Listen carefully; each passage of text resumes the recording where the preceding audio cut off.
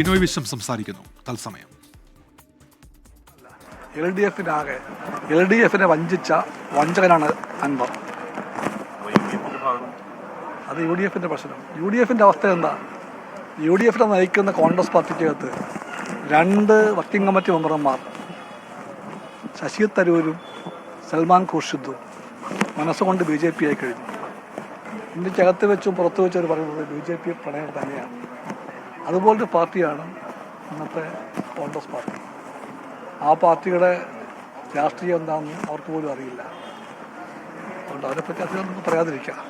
പക്ഷെ അത് മാത്രമല്ല, കോൺഗ്രസിൻ്റെ ഏതെല്ലാമോ ഭാഗത്ത് ഗാന്ധിജിയെ മറക്കാത്ത, നെഹ്റുവിനെ മറക്കാത്ത കുറച്ച് പേരുണ്ടാകും. ഇവിടെയും കാണും. ഉറപ്പാണ് ഞങ്ങൾക്ക് ഗാന്ധി നെഹ്റു മൂല്യങ്ങളെ മറക്കാത്ത കോൺഗ്രസ്സുകാർ ഇത്തവണ നിലമ്പൂരിൽ വോട്ട് ചെയ്യാൻ പോകുന്നത് എൽ ഡി എഫിനായിരിക്കും. ആ വോട്ട് ഞങ്ങളുടെ വോട്ടായിരിക്കും. പി വി അൻവർ മത്സരിക്കുമെന്ന് പറഞ്ഞപ്പോൾ യു ഡി എഫ് എന്ന് പറഞ്ഞത് പിൻവലിക്കാനും ഇനി സമയമുണ്ട്, മോശം കൊടുത്താലും. അതെല്ലാം യു ഡി എഫും ഈ പറഞ്ഞ ആളും തമ്മിലുള്ള കച്ചവടത്തിൻ്റെ ഭാഗമാണ്. ആ കച്ചവട രഹസ്യമൊന്നും ഞങ്ങൾക്കറിയില്ല.